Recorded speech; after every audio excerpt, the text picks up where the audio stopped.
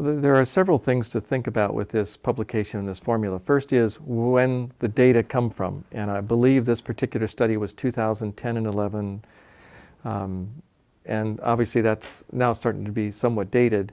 So I'm quite confident that when the data catches up to the current time, we'll see a somewhat different story for a variety of reasons, but one of which is that tuition has gone up much faster throughout the rest of the country than it has in Ohio.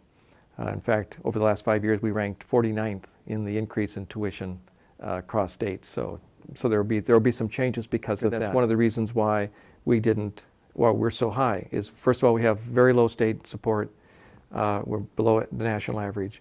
We have a very modest endowment to provide those sorts of resources. We're very heavily tuition dependent, and we had a process where we were allocating scholarships across a broader base.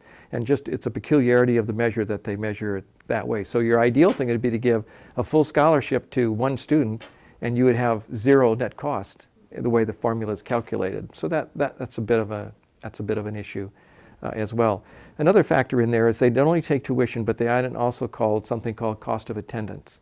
Cost of attendance is an estimate of what your books and travel and all those things are going to amount to. And Miami had historically been on way on the high end of what we had put down for cost of attendance. And as we now try to normalize ours so that we're more consistent with what other universities will do, you'll see that that's going to change that net cost for us very, very substantially. So from a purely computational point of view, yes, we have high tuition, no question about that. We were giving out a lot more scholarship now today than we were then. But we're back then, so you've got to take that into account. And then we add in the cost of attendance figure. Now, and that's a useful number. I think the formula is kind of screwy because they do it on the cost basis. But having said that, we also think about the value proposition, and this is a really quite an important point. So for students in Ohio who attend Miami University, we do have the highest tuition per semester. No question about that. We also have the shortest time to degree. And what that means then, if you take the total cost on average of getting a Miami degree, we're actually in the bottom half of all the universities because we're so much faster at students getting done.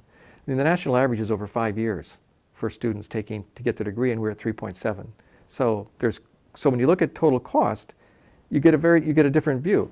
And then if you add the opportunity cost, that is to say, okay, you finish early, and after you finished early, you hopefully start working, right? And if you add in the amount of additional money that you get because you can start working early, we're actually dead last in the state for what a Miami University, for what a college education costs.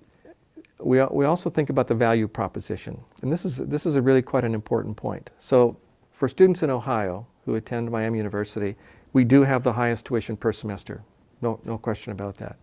We also have the shortest time to degree. And what that means then, if you take the total cost on average of getting a Miami degree, we're actually in the bottom half of all the universities because we're so much faster at students getting done. I mean, the national average is over 5 years for students to get the degree, and we're at 3.7. So when you look at total cost, you get a different view. And then if you add the opportunity cost, that is to say, okay, you finish early, and after you finished early, you hopefully start working, right? And if you add in the amount of additional money that you get because you can start working early, we're actually dead last in the state for what a Miami University, for what a college education costs. That's our value proposition, is that when you come here, you're much more likely to graduate. And when you do graduate, you're much more likely to graduate on time or faster. And if you put those factors into there, it turns out we're the best bargain in the state. It's a complicated argument, but it's absolutely true. The reason is that we spend an enormous amount of time and energy and effort focused on undergraduate education. That's what we do. We do that. We have some really terrific graduate programs. Our faculty do research, all the things that universities do. But no question, at the end of the day, it's all about undergraduate. So we have this focus. The second thing is we have realized for a long time, because we're so tuition dependent and so limited in the amount of resources, that we have to be more efficient. So we've really worked with a variety of ways to keep the costs of running the university down to the lowest possible level. We actually, if you look at any of our peer groups, are way below the average of our peer groups in the amount of money that we have to spend per student, even with this high tuition, because of the low state support and lack of other revenue sources that might be available to other universities. So at the end of the day, U.S. News and World Report does a ranking for efficiency, where they look at your overall rank for quality, which has got its own problems, but let's take it for the moment, and then they divide it by the amount that it costs per student. And when you do that, we rank as the second most efficient university in the country. The second most efficient university in the country for producing high quality results. For every dollar spent here, this is the way to look at it, for every dollar spent here, we get exceptional results.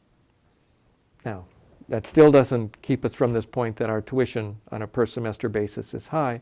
And so what the Board of Trustees has adopted and will continue to work on is a much more conservative approach towards increases in tuition. And currently the models that we have that go 10 years out assume that we won't raise tuition more than 2% in any one year. So it's a recognition that we're going to try to keep that there while we continue to build the efficiencies, keep the focus, find some new revenue sources, and move forward to make us still the best bargain and the best outcomes of any place.